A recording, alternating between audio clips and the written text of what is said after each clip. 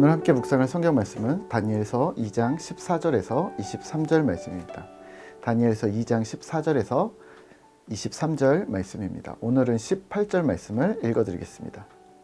하늘에 계신 하나님이 이 은밀한 일에 대하여 불쌍히 여기사 다니엘과 친구들이 바벨론의 다른 지혜자들과 함께 죽임을 당하지 않게 하시기를 그들로 하여금 구하게 하니라. 아멘. 오늘 함께 생각할 주제는 공적 사명입니다. 본문 다니엘서 2장은 느부갓네살 왕의 꿈으로 인한 엄청난 여파에 대응하는 다니엘의 모습입니다. 느부갓네살 왕이 자기의 꾼 꿈을 해석하라고 또 거기에 자신의 꾼 꿈을 맞히라고까지 합니다. 알려주지 않은 꿈을 맞춰내서 해석까지 해야 되는 거죠. 그리고 신랑이 끝에 결국 화가 치밀은 왕은 바벨론의 모든 지혜자들을 죽이라고 합니다. 12절과 13절입니다. 왕이 이로 말미암아 진노하고 통분하여 바벨론의 모든 지혜자들을 다 죽이라 명령하니라. 왕의 명령이 내림에 지혜자들은 죽게 되었고 다니엘과 그의 친구들도 죽이려고 찾았더라. 아멘. 그때 왕의 근위대장 아리옥이 명을 받들어 지혜자들을 죽이러 나갑니다. 여기서 다니엘이 그에게 언제합니다. 왜 이리 급하냐? 왕이 이러이러해서 진노하셨습니다. 라고 대답합니다. 그래서 이렇게 얘기합니다. 그래? 그럼 내가 직접 얘기를 좀 해보겠다.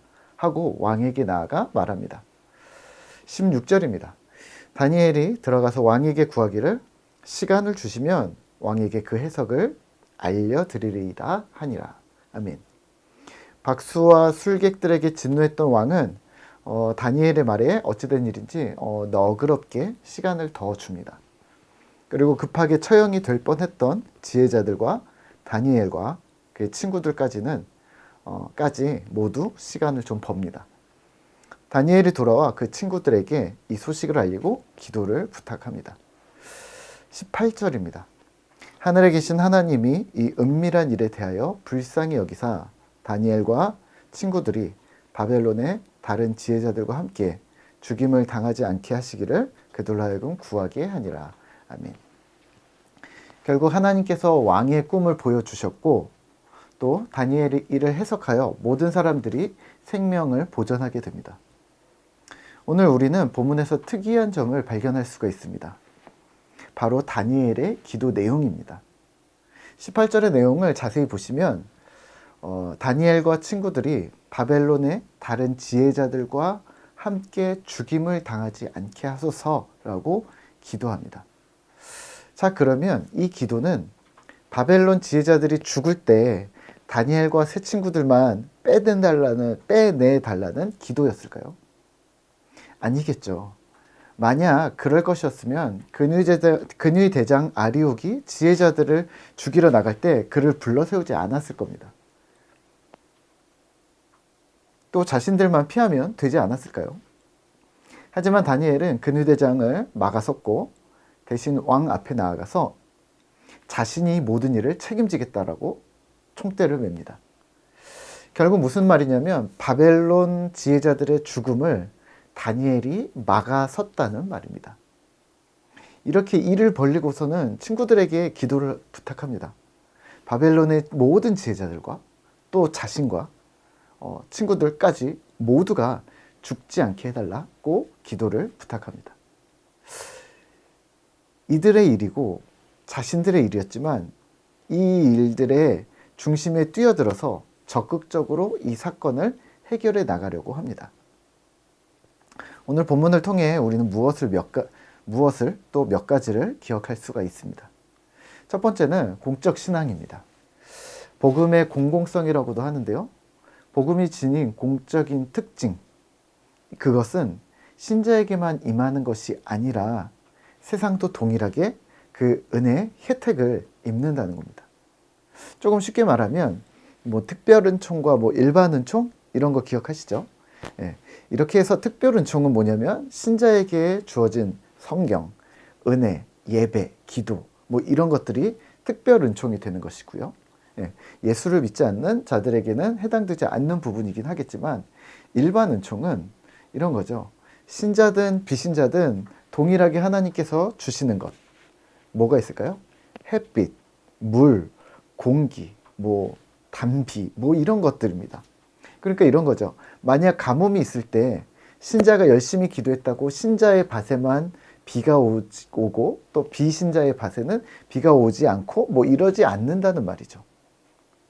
이걸 수혜자 측면에서는 또 영향을 미치는 입장에서는 표현하면 이것을 복음의 영향력 또 복음의 공적인 영향이라고 말합니다. 우리가 이렇게 이해할 수가 있는데요. 그러면 이를 우리는 공적 신학 또 공공의 신학이라고 요즘에는 이야기하고 있습니다. 다시 말하면 그리스도인은 공적 사명으로 부름을 받았고 하나님을 믿음과 동시에 세상에 어떤 기여를 할 수 있을 것인가, 그것을 고민해야 한다는 거죠. 믿음과 말씀의 순종함으로 믿음과 말씀에만 머무는 게 아니라 믿음과 말씀에 순종하면서 세상에 생명을 전하고 정의와 평화를 이루는데 이바지하면서 또 사랑을 흘려보내는데 내가 속한 일터에서 나는 어떻게 이를 이루어내야 할지, 또 내가 속한 가정과 이웃, 마을 공동체 속에서 나는 이를 어떻게 실현해 나갈지를 고민해야 한다는 말입니다. 우리 때문에 사람이 살게 되고 우리 때문에, 신자 때문에 생명이 회복된다는 말입니다. 그런데 문제가 있습니다. 이렇게 들으면 사실 와닿지가 않습니다. 사실 이런 거죠. 저는 이런 어려운 일을 할 거라고 예상하지 못했습니다 라고 말씀하실 수도 있는데요. 네, 맞습니다. 복음의 능력은 하나님께서 하시는 일입니다. 그런데 누구를 통해서요? 나를 통해서. 또 누구를 통해서요? 공동체를 통해서요. 지금 신자의 공적 사명은 신자 개인이 이루어야 한다고만 말씀드리지 않습니다. 공동체가 함께하는 것입니다. 우리 공동체는 그러한 사명으로 불림받아졌음에 순종하시기를 부탁드립니다. 그래서 다니엘은 오늘 바로 자신의 믿음의 동료들에게 기도를 요청합니다. 하나냐, 미사엘, 아사랴, 기도해달라. 오늘 우리는 공적 사명을 감당하기에 앞서 기도를 요청할 공동체가 있습니까? 세상의 복음의 영향력, 선한 능력을 생각하면서 함께 마음을 나눌 수 있는 신앙의 동료들이 있습니까? 네, 공적 사명은 세상 속에서 살아가는 신자의 마땅한 책무입니다. 여기에 우리는요, 혼자가 아님을 기억하셔야 합니다. 그래서 주신 것이 공동체입니다. 공동체는 늘 함께 있어서 공동체가 아닙니다. 서로의 용기 있는 행동을 듣고 중보할 수 있기 때문에 공동체입니다. 이익을 챙겨줄 수 있기 때문에, 뭘 해줄 수 있기 때문에 공동체가 아니라 세상 가운데 용기 있게 다른 사람을 살리는 일에 힘을 다해 살도록 서로 격려하는 것이 공동체입니다.